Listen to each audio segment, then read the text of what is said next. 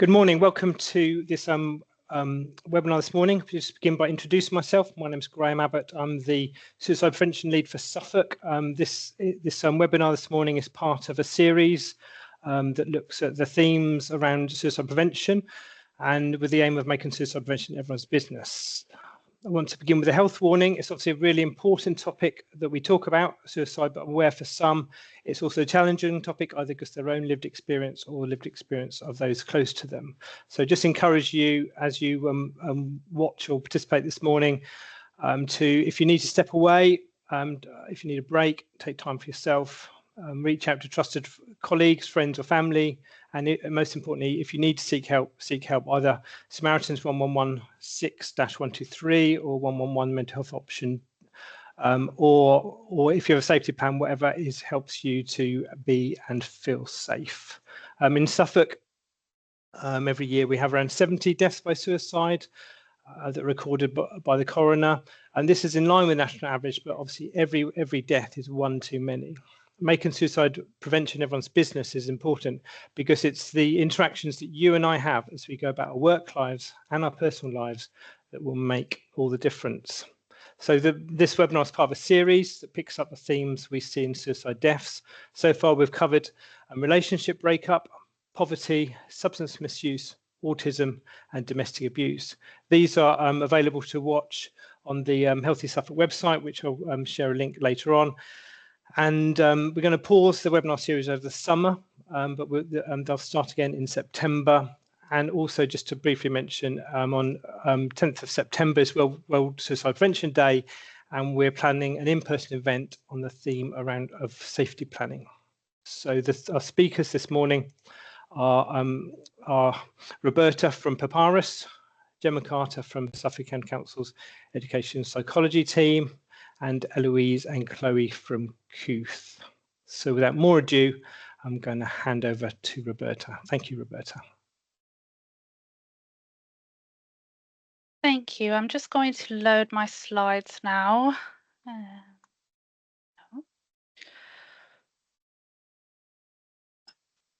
Hopefully everyone can see this. Yep. Brilliant. Okay, so just to briefly introduce myself, my name's Roberta. I'm a Community Development Officer at Papyrus. And today we'll be talking about suicide prevention awareness, resources and knowledge. As it's already been mentioned, if you're struggling with this topic, please do reach out for support. It can be a sensitive topic.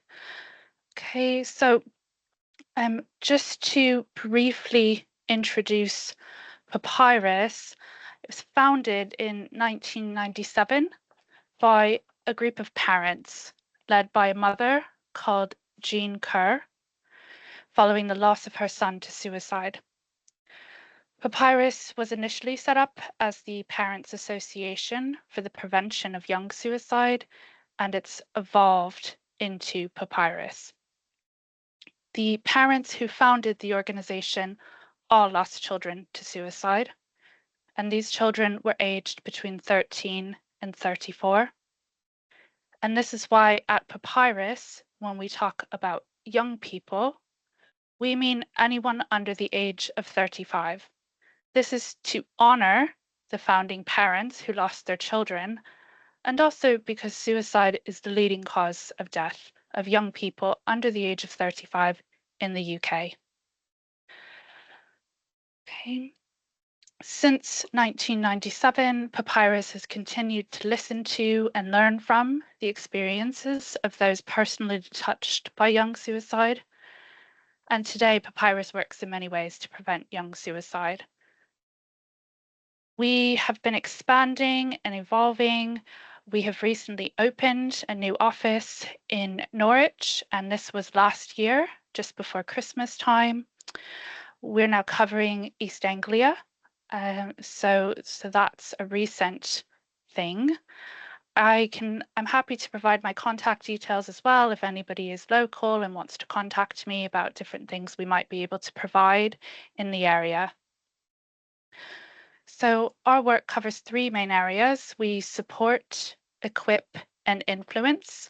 And I'll be sharing much more information about these shortly. First, I'll go through some statistics and figures before moving on to talk about the work we do.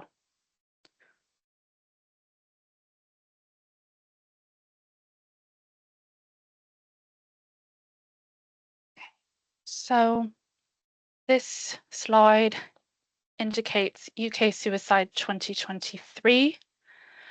The data here is the latest information that we have about suicides across the UK. I'm mindful that the information can be difficult to hear and that every number represents a person. So if we look at total number of registered suicides of all ages, that figure is 7,468. Total number of registered suicides of young people under the age of 35, 1,840. A number of registered suicides of teenagers, around 250.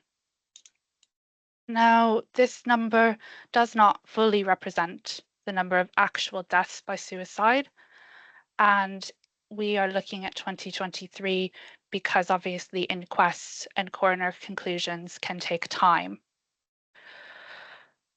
The figures for teenagers is referring to the ages of 10 to 19.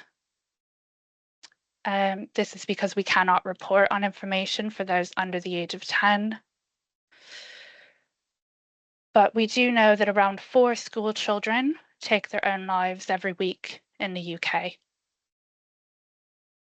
If you're interested in learning more about some of our research and our statistics, please do have a look at our website. We have a whole section there with a further breakdown of some of the statistics. And also Office of National Statistics will often have useful and relevant information as well.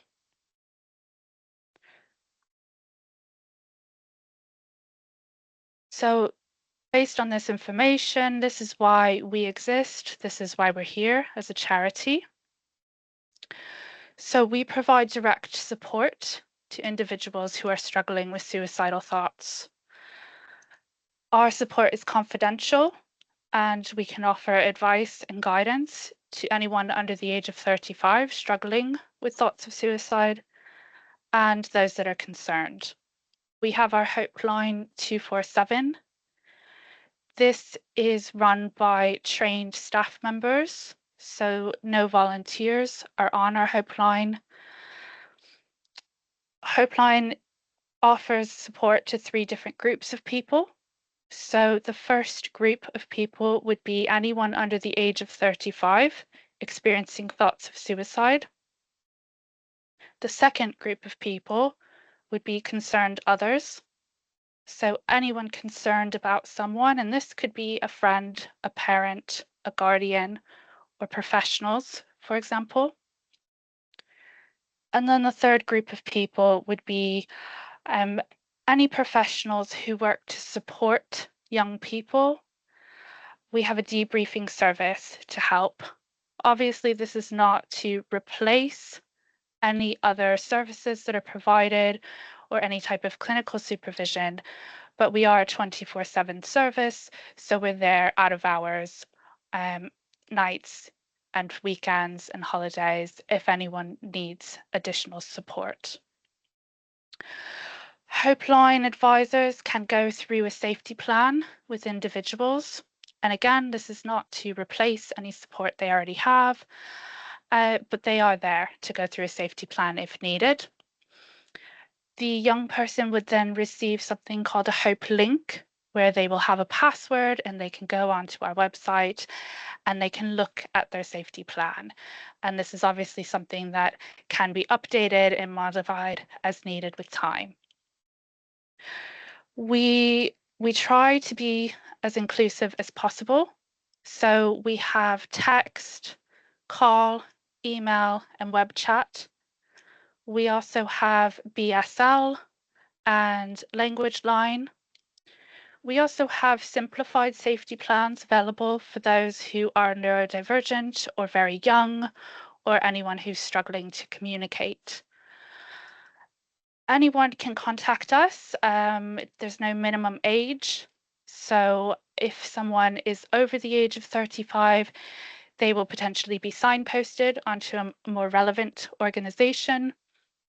But we do try to support anyone who's in a crisis. We have an intervention policy. So if Hopeline advisors believe someone is at risk, they will intervene and contact emergency services to keep them safe. Okay. So that's our Hopeline. In terms of other direct support, we don't have any in-person, face-to-face support. We do have something called a Hope Box, where we can go along and deliver sessions. And this is focused on building coping skills and resilience, and individuals can assemble a box and put in different items that are personal to them, which may help them during a time of distress. Okay. So moving into some of the other work that we do, we equip communities to be suicide safer. So we do deliver training programs in community settings. We have this session today, which is an information session, but we also have 3 other types of training that we can deliver. So we have a SPOT suicide prevention overview tutorial. This is around an hour and a half, and it's looking at language and signposting primarily. And then we also have our speak session. So that's suicide prevention, explore, ask, and keep safe. And this is slightly longer, around 3.5 hours, and it moves into exploring and asking those questions, and then going into safety planning and how to keep someone safe if you are concerned about them. We also have a 2-day assist offer. So this is applied suicide intervention skills training. It's globally recognized, and its aims are to consider personal attitudes towards suicide and learn more about suicide prevention and how to recognize and intervene if necessary. Okay, so these are the training sessions that we offer. If you're interested in booking a session or learning more about the sessions, please have a look at our website, or again, my contact details can be circulated after this, and feel free to contact me to arrange something. Okay, some other work that we do is influencing at both a regional level and a national level. So we want to smash the stigma around suicide. We have different campaigns in order to do this. Please do have a look at our website because our campaigns are on there. We have something called bedtime stories, which is looking at the idea of bullying. We work to tackle online bullying and make online a safer place for young people, because we know that bullying is one of the leading factors associated with suicidal thoughts amongst young people. We also have a schools guide. If anyone's interested in downloading that on our website, it's looking at policies and procedures to put into place within school settings. If they don't already exist, we can help to support that in a school setting, around if there's been an incident or if you're concerned about suicide in your school setting.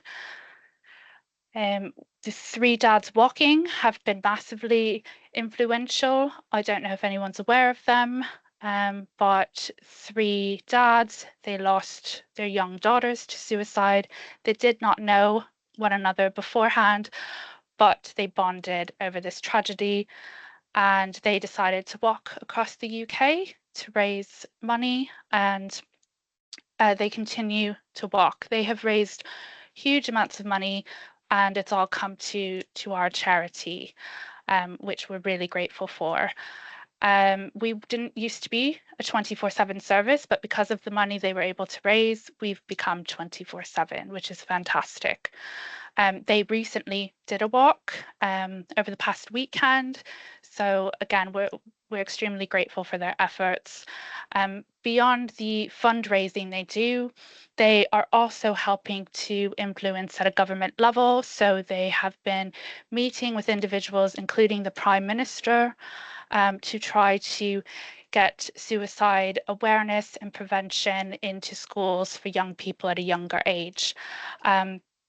Currently, we have approval to speak to those 16 plus, but we are hoping to be able to speak to children younger than that, obviously in a very sensitive and age appropriate way. So this is something that we're working on as a charity with the support of the Three Dads. We also work with the media to think about how we report suicide and making sure that's done in a very sensitive way. Okay, so those are some of the examples that we have in terms of ways that we can influence the community. So just moving into some of the resources that we have available as well. All of our resources are on the website, so they can be downloaded for free. If you're interested in having a hard copy of a resource, please contact me and we can try to arrange this. But it's worth having a look. We have things about safety planning as well on our website. And when you attend our speak session, you can have a hard copy of the safety plan then as well. Okay. So I just want to say thank you for having me today, and just a final few things. Obviously, we've talked about our Hopeline 247, so please let people know about this if you think it would be helpful for them. And please do access our resources if that would be helpful.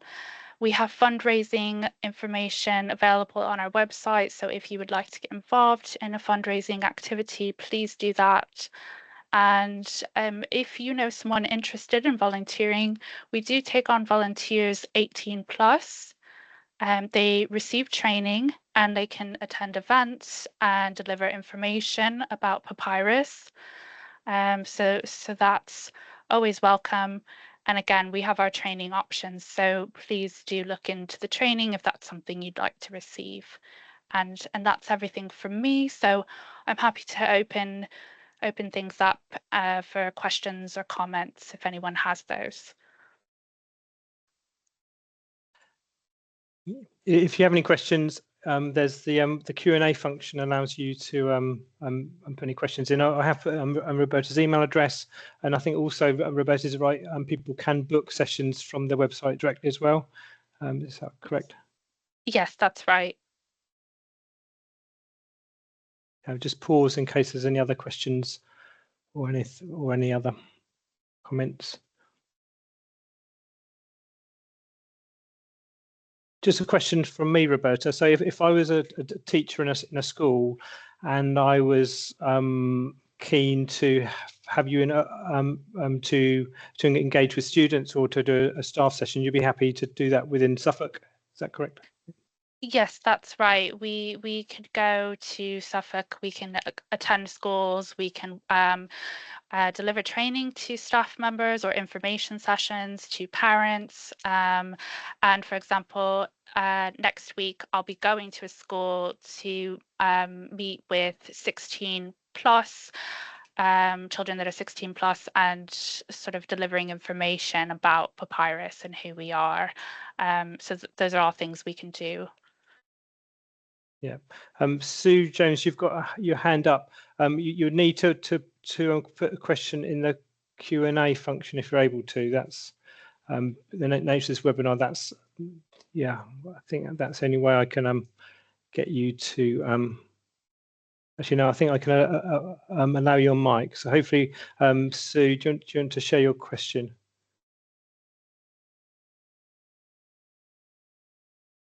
Maybe on mute. If it doesn't work, we'll have to move on, but no, it doesn't seem to work. Okay. Okay, thanks very much, Roberta. If there are any other questions, then perhaps we can pick them up at the end if there's time. But, so should I now hand over to Gemma, who's going to pick up from here? Thanks, Graham. I'll try and share my slides.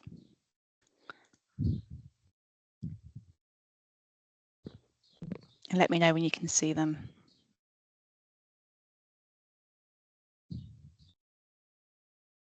Yep, we can see them. Perfect, thank you. Okay, super helpful this morning, Roberta, thank you.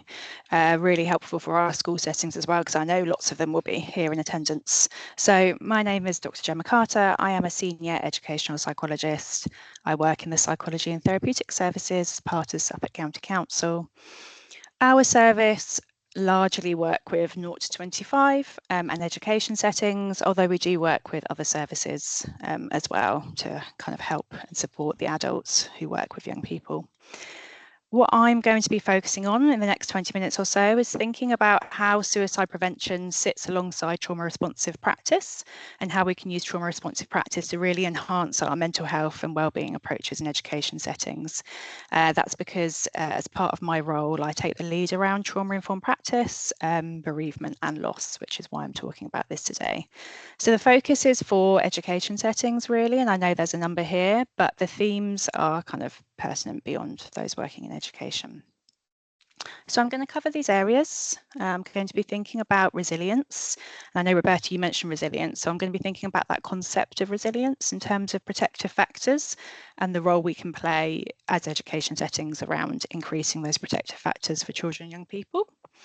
I'm going to think about how we can use trauma responsive practice in education more widely, what that looks like, but focus on those foundational steps that I'm often talking to education settings about, which is safety and connection. And I'll do a little bit of signposting to tools and resources.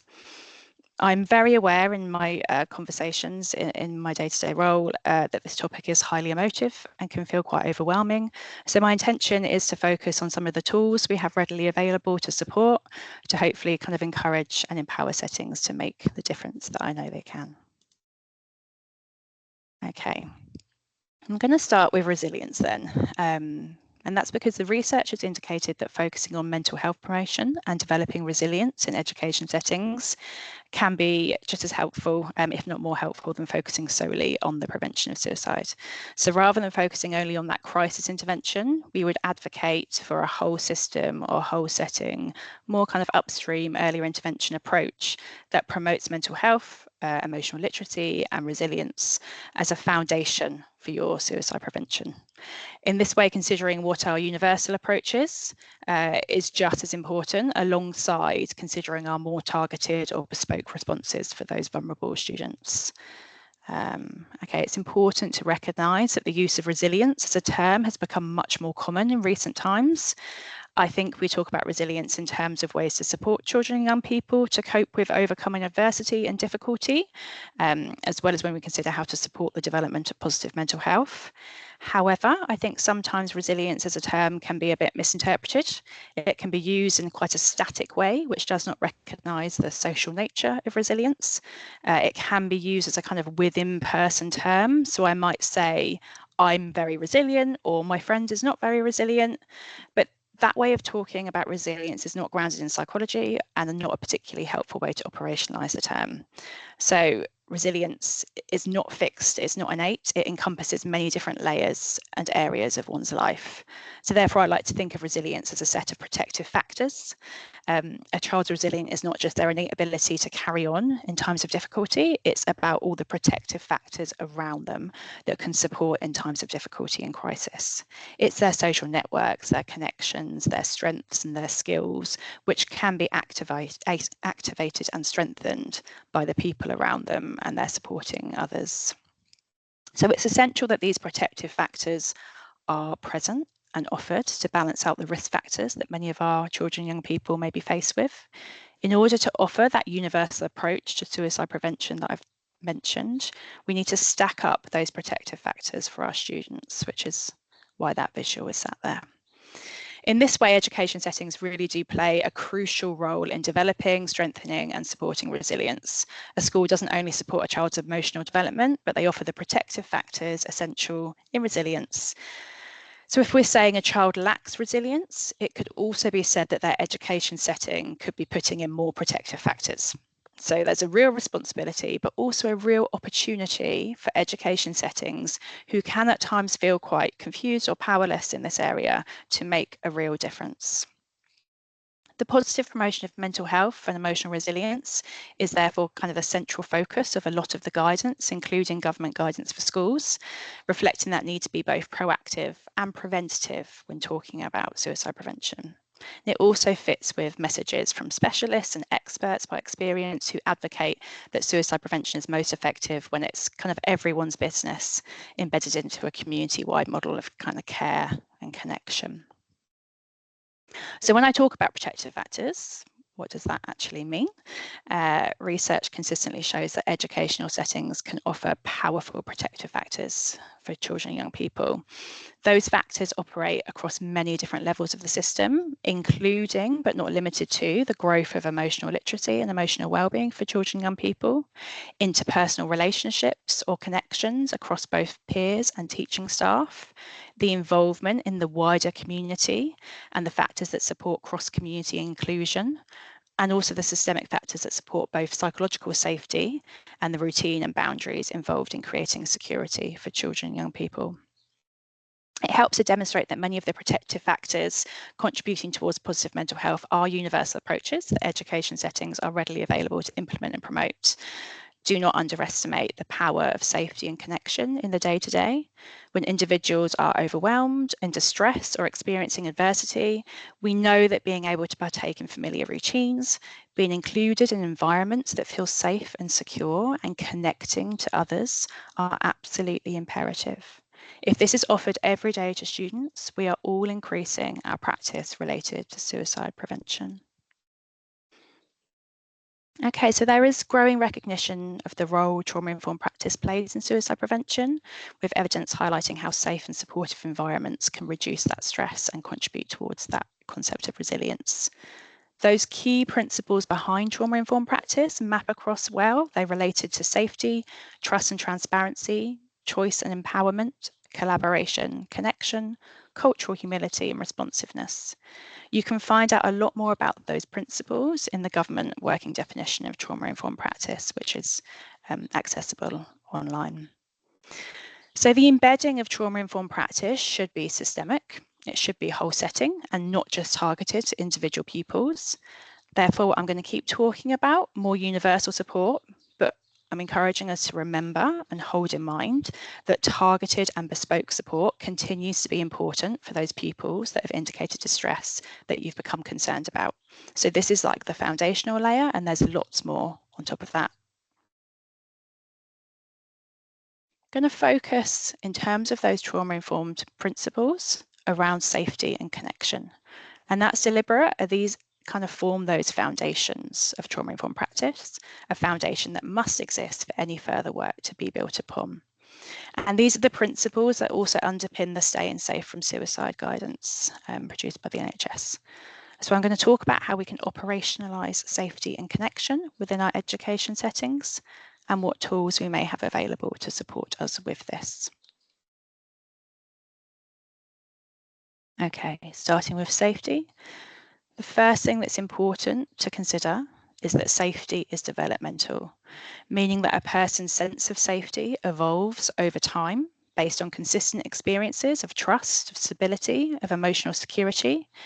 And this concept is especially important in trauma-informed practice, where repeated positive experiences help to contribute towards a belief or a belief shift in some cases that an environment or relationship is truly safe. To know what safe feels to any given person, we have to be curious, which I'll go on to talk about. And that's because a person who feels unsafe may be hypervigilant to danger, may have a dysregulated nervous system, may be more unlikely to most effectively learn and make sound decisions.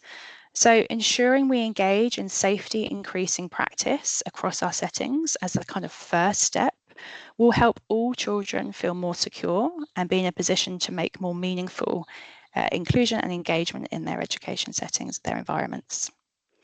To operationalise safety, I'm looking at curiosity, consistency, and person-centred practice.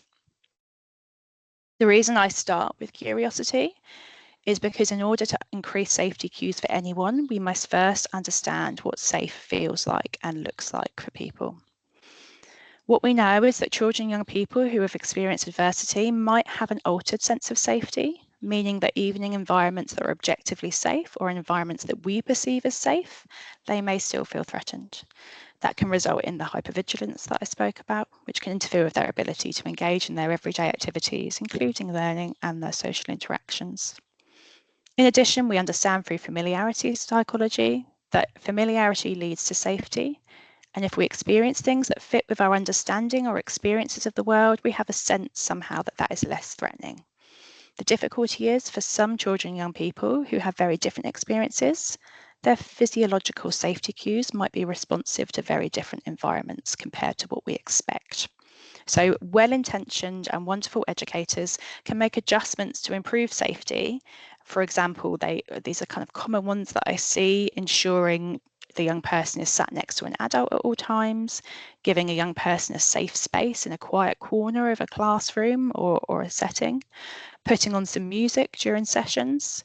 However, have we actually checked that these kind of adjustments and accommodations feel safe for the child? Does the young person have experiences which means sitting close to someone, sitting close to an adult feels threatening or elicits a fear response? Can the young person see the exit from their safe space that we've created? And if they can't, do they feel trapped and frightened and more vulnerable whilst they're there?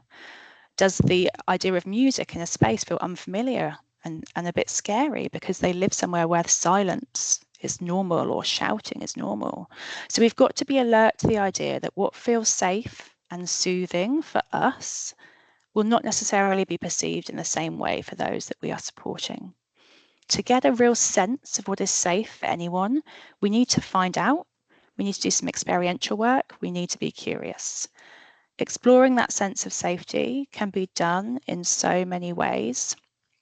I'm going to give you some examples, but it's certainly not an exhaustive list. So the one that I've pictured there, which is a personal favourite of mine, is drawing the ideal safe school or the ideal safe classroom. It's a freely available tool that you can get online, and the idea is that you get to explore the different levels of the setting of the classroom, of the process around how safe that feels for someone. You can also use lots of other creative methods to kind of be curious about safety, like using clay or Lego or sand tray, depending on what age and stage and developmental stage a child is at. You can RAG rate school environments or lessons in relation to safety. You can have very carefully constructed conversations to explore a sense of somebody's safety. You can co-construct a safety plan, and this is really important and referred to in national and more local guidance around suicide prevention. But all of these things don't have to be done on individual levels. They can be done on more systemic levels as well. For example, safety drawings or reflections or conversations can take place in kind of whole group or whole class or whole setting levels. However, where we recognise a child is struggling, and we are concerned about an individual, a person-centred approach to safety planning is very important and should be taken. We know that due to the developmental nature of safety, children and young people need consistent experiences of safety cues, repeated experiences of the same approach being implemented before safety can be reliably experienced. So if we found out what feels safe for somebody, we need to consistently implement those safety cues over time before they will get a sense that this space is safe. The acronym that I often use here when talking to schools is CPR. Stands for consistency, predictability, reliability. I sometimes say to the people that I work with that actually it's the being boring in many ways increases the sense of safety for the young people that you're working with. And one of the examples that I see of this, and I've popped up there, is I'm aware that many schools use the zones of regulation as a universal way to express their experiences. And this kind of consistency across a whole setting with all teaching staff using the same language over time enables children and young people to feel safe enough to express themselves. But it's only with the kind of consistency of approach that that safety becomes creative. So that's the key here, really, to do things in a consistent way, a predictable way, a reliable way to increase that sense of safety.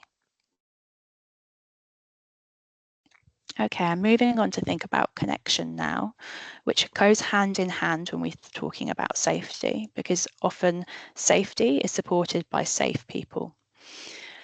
It's a vital protective factor in suicide prevention and trauma-informed practice within settings because it fosters that sense of belonging, ensures access to trusted others, access to wider support networks, and it stacks against those risk factors related to isolation, disconnection, bullying, and loneliness as well. A trusted adult is often the key intervention for children and young people who experience adversity, and that's kind of across all ages and stages as well, because research shows that having this relationship with one adult can mitigate the impact of adversity and can offer protection from longer-term mental health impacts. So trusted adults are also in a position to support the development of regulation skills at any age and any stage. So it's a really, really important intervention. Research shows that children whose needs for belonging are met within their education setting present as happier, more confident, performing better academically, and being more included. A sense of belonging is absolutely a protective factor, and belonging comes not only from active involvement in settings and meaningful contributions, but also from peer affiliations. And that kind of peer affiliation becomes more important as children grow to feel they are connected to their peer group and their wider school environment, and their wider community is really helpful for overall well-being. So when we're considering operationalising or supporting a sense of belonging, we need to account for all the social contexts of our children and young people.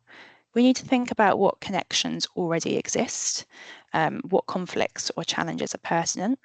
We want to enable young people to identify who already sits in their networks of support. Where do we need to intervene? Where do we need to increase their connections?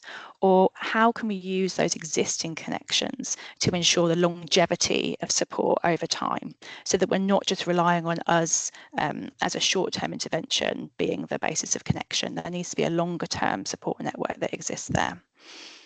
And we can kind of explore that by using different tools. We can use tools to identify who is in their safety network, who's in their circles of support, who's in their friendships. There's an example shown here on the slide from the ELSA network, ELSA support website. The ELSA support website has lots of free or low-cost activities for children around exploring connections. Ensuring key adult support or a named adult or tutor for each child as a point of contact is available at the very least. So children know and young people know who they can reach out to, who they can talk to. And also the adults or the teaching staff or the practitioners in the setting know who they are responsible for checking in with regularly. So it's very clear on both sides. To extend existing support networks through tools such as kind of connection journaling can be quite helpful. So encouraging young people to record their thoughts and their feelings throughout the week, but as a mechanism to reflect on this with a trusted other in a regular way, so that outside your immediate relationship with your safety net, there's still some ways to reach out and utilize that relationship and be aware that you are being kept in mind and held in mind. So increasing belonging is about more than an individual being present in a person's life or individuals being present. It's about their connection to the wider setting also. In order for children and young people to be seen and felt that they're being kept in mind, it's helpful that their contributions to the environment are also recognised. Symbolic gestures can really help with this, such as installations and projects, being involved in projects that kind of contribute towards the overall setting. Pictured here is a belonging tree where these classes wrote something together and then displayed it amongst the branches so that their kind of thoughts and feelings were being physically recognised, as well as them having the opportunity to do that together. Person-centered planning tools are very helpful. Things like one-page profiles displayed with people's likes and interests and strengths and what helps them. This can be done for pupils and staff as an activity and then physically displayed, which gives a kind of a meaning or a message. You are part of this, you are part of our setting, as well as more targeted tools such as paths, planning alternative tomorrows with hopes, or mini paths for students to hear other students' future hopes and dreams, or for staff to hear those and plan how the setting can support them to move towards it. Also, peer support approaches like buddy systems, mentor schemes, group projects, wellbeing rooms, drop-in clubs, social spaces. There's so much that goes on. There's lots of universal mechanisms like school councils, having teams or houses within settings, and opportunities for those to come together and connect outside of just competition. These spaces should be kind of peer-led and meaningful. So if you do have spaces like school councils, they should be bottom-up. They should be given the scope to influence and impact systems rather than bottom-down and being only held to the agenda of those in charge, the kind of adults. There are lots of other ways schools can increase belonging, but the key is to consider how we ensure we are meeting all the children and young people's needs as described in that kind of belonging wheel. How are we ensuring that children feel invited and welcomed into things, that they feel accepted and known and involved and supported, that they feel heard, befriended, needed? It's very helpful as those who are thinking about this way of working to really consider and be curious about what we are doing in our settings to support these feelings across all of our children and young people. Okay, we have lots of resources and tools, as well as training and opportunities to access around trauma responsive practice in your settings. Our ELSAs, our emotional literacy support assistants, can access a 2-day trauma aware ELSA top-up course, which is held usually twice a year, I think, to think more specifically about how we're embedding trauma-informed practice, not only in our targeted work as ELSAs, but also across settings and systems. We have free to access guidance on our website, and if you reach out, I can send you further resources and tools around the applied trauma responsive classroom model, which has been created to support education settings to implement trauma responsive practice in a sequenced or bottom-up way. That's been used across all ages and stages as well, right up to college and university, as well as the younger years. We've covered those foundational layers a little bit this morning. So do check out the website for further guidance and signposting around those different areas. And also as a service, we are involved in critical incident support. So if you have an incident in your setting, that means you are concerned about the well-being of a child, a young person, or somebody in your setting. If you have a bereavement or a loss, then you can access support from us as a service, and we will discuss what that can look like. The kind of triage or the point of first contact there is education organisational support. The email is always in the Suffolk headlines that goes out to all settings, but we are always very happy to support where we can in those instances as well. Okay, I've come to a close now. I've put my email there for any queries related to resources or questions you may have. But thank you all for listening. Thank you, Gemma. Thank you very, very much. Just opportunity if people wanted to put any questions in the Q&A function, then please just pause briefly before I introduce Eloise and Chloe. So any opportunity for any questions briefly? I'll just pause slightly. If not, we'll address them at the end.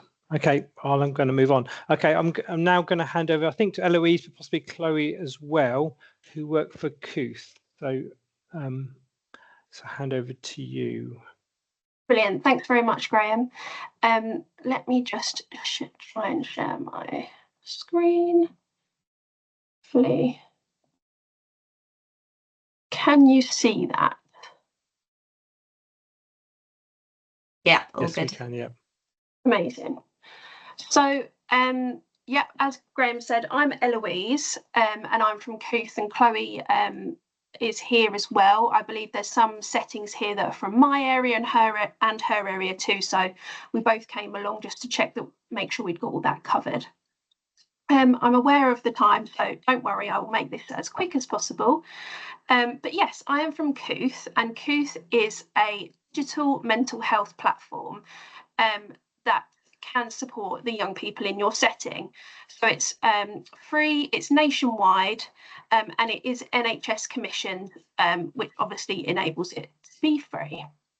So it was founded in 2001, so it's been around a long time, and it is a trusted NHS partner. So like I said, it is nationwide, but in different counties it's commissioned for different ages. So in Suffolk, it is for 11 to 25-year-olds. So anyone that is 11 to 25 can access Cooth completely free. And in Norfolk and Waveney, it's 10 to 18-year-olds. But if you've got any questions about that, you can obviously reach out to us. Like I said, it is NHS commissioned, which enables us to provide the service for free. And we are accredited by the British Association of Counsellors and Psychotherapists, which enables us to provide the service that we do. And all our practitioners that are on the site are all real people. There is no bot or AI used within Cooth. So I'm hoping that this is going to play. It's just a little overview of what Cooth is. Hopefully you can hear it. Oh, is it gonna?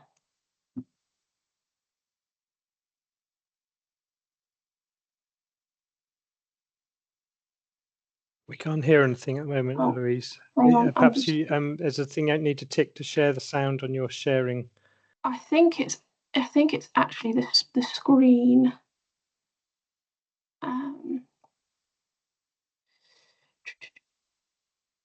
It will be in the slides afterwards, Graham, if you're happy to send it out.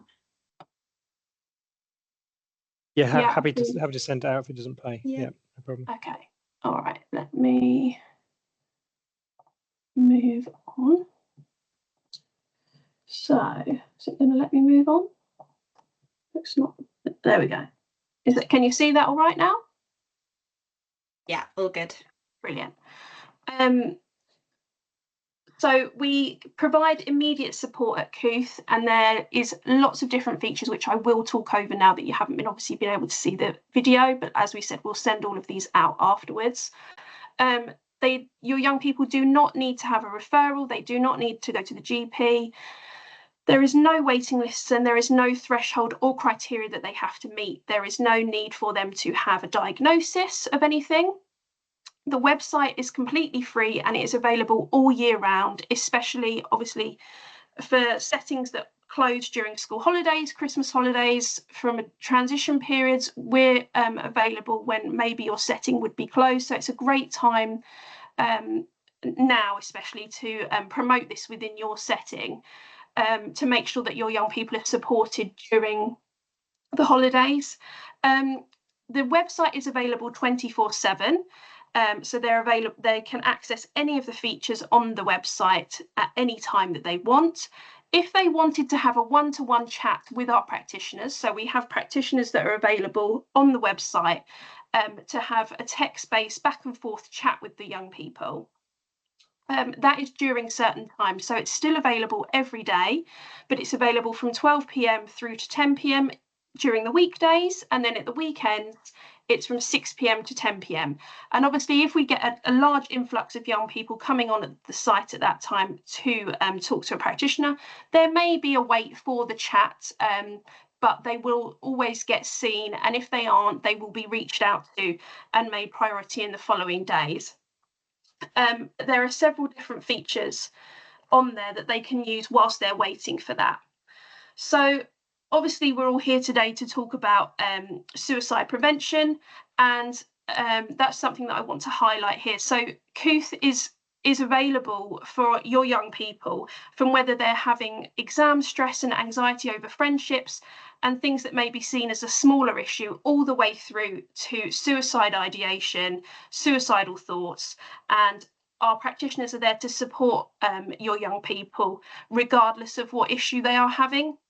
They are fully trained to deal with any issue that the young person comes to them with, and they will support them the best that they can. So Kooth is a completely anonymous platform, and your young people can access it completely anonymously.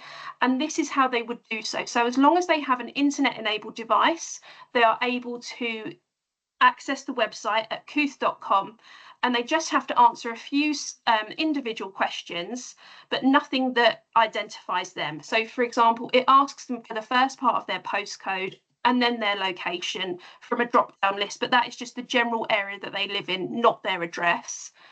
It then asks them what year they were born and what month they were born, and that's purely so that we can filter the content to the age range that is appropriate and let them interact with other young people on the site that are going to be of a similar age and have similar interests. And then they ask for your gender and ethnicity, but they do not have to put that in if they're worried about that being a barrier for them. And then they have to pick a username that has to be completely anonymous for them to access the site. All of the features on Kooth enable the young people to have autonomy over what they want and what support they want to get. So they can do anything from just going on there and journal, goal set, all the way through to having a live chat or a message with our practitioners. They can go on just to have an explore, or they can go on and use all of it. It's totally up to them what they want to get out of the support at Kooth, and maybe just build their confidence up to access that support that they might be feeling that they might need. So, like I said, it is 365 days a year, 24/7 access, aside from the live chat, which still is available every day. But they can access all of these features at any point, whenever they want, including, like I've said, the goal setting and the journaling, where they can monitor their mood and maybe learn how to regulate that depending on what's going on in their life. Then there's activities ranging from all things to help them manage their emotions, to mindfulness and breathing techniques, discussion boards where they can interact with other peers over similar topics that they might be feeling stressed about. Everything on Kooth is moderated. So if a young person wanted to interact with another young person, they could write a discussion board maybe about something that they were feeling stressed about, and that would get sent to our moderators, who are all real people, who then read it, make sure it's appropriate, and then we'll post it on the website for them. If a young person wanted to comment on that discussion board, the same process would happen. They would comment, it would get sent to our team, who would then read it, make sure it's appropriate, and post it to the site for them. That is how they interact with other young people. There is no direct messaging, just to make sure it's a completely safe and inclusive environment for everyone. There's then magazines and podcasts that they can listen to, as well as articles and kind of finding out things about mental health that they might not have realised. And then personally, I think then there's the most important part is the live chat, where they have access to qualified practitioners and the message system, which is more of an email. It's not a direct back and forth. It just depends on what the young person wants from it. But it's all up to them as to what they want to access. So we have a lot of complex presentations on Kooth, and they will be asked to complete an assessment when they do sign up for the chat. And we have had over 65% of our users score 25 plus, which is considered as having a severe psychological distress. These users would be offered a named worker, and they would receive structured support to help them manage the issues that they're facing. All of our mental health support is obviously out of hours as well, and can be and is put in place to help de-escalate risk. We also do signpost to additional services and have plenty of resources on there that can help them feel safe. In terms of safeguarding and our duty of care, obviously it is an anonymous website, but we believe that this isn't a barrier. We believe that this is actually helping them access the support that they might otherwise not have. So if anyone is considered a risk to themselves or from others, the practitioner will ask for their personal details and the consent to share with external services. If we feel the person is in imminent danger, obviously out of our duty of care, we will collaborate with emergency services and pass on any information that we have. Even if the consent is not given and we hold the personal identifying information, they will pass that on as they feel necessary and inform the young person as to why they're doing that. Where we don't have the identifiable information, we will still pass on everything that we have to the external agencies and emergency services and continue to work with that person to produce a safety plan that they can then access at any point that they want through the their Kooth website login to help them keep safe in the future. So how can we support your setting? So we do a lot of assemblies and workshops with young people to promote Kooth and help them to learn how to access the site. We also have plenty of physical and digital resources that we can send out to your schools that you can put up in the schools to help promote Kooth within your setting. We also do, we have a monthly newsletter that goes out that tells you all about the training that we do each month virtually for professionals. So it can be anything from body image, self-harm, suicide, things like that. And like I said, our wellbeing assemblies, but we're more than happy to do individual staff training as well during one of your staff meetings so that your staff are aware of how to signpost to us as well. And like I said, it is nationwide, but I am the engagement lead for Suffolk and Essex, and my email is epilcher@kooth.com. I'm more than happy to take any queries that you might have and also signpost you on to different KELS engagement leads if it's not in my remit. And please reach out for any assemblies or staff training that you might think would be beneficial for your setting. But that's a bit of a whistle-stop tour because I'm aware of the time, but please do reach out and I'm more than happy to get anything organised for you and your setting. But hopefully that has made sense, and I'll hand back over to you, Graham, and I'll get all of that sent to you so you can then cascade as you feel necessary. Thank you very much, Eloise. Just a quick question from me in terms of Chloe's area and your area. Do people just contact you whichever area they're from? Is that? Yeah, they can contact me and then I can pass them on Okay. if it's Chloe's area. Yeah, okay. I'm just reading the questions. Yeah, a question, do you visit universities as well? Yeah, I can do. So obviously in Suffolk it's up to 25, but I'm more than happy to come in and do anything within that age range that would be beneficial. Of course, yeah, so just reach out to me and we can organise that. Fantastic. And there was a question earlier which was actually for Roberta from Papyrus about assist training. Do you just provide that in Norwich, or would you ever provide that in Suffolk? Roberta, if you could come in on that one before I just wrap up at the end. Yes, so we do a combination really. Sometimes we'll do open sessions in Norwich or in different areas, but we can also arrange a closed session for an organisation, and that could be anywhere in the UK. So if you contact me, I can pass on your information to get something arranged.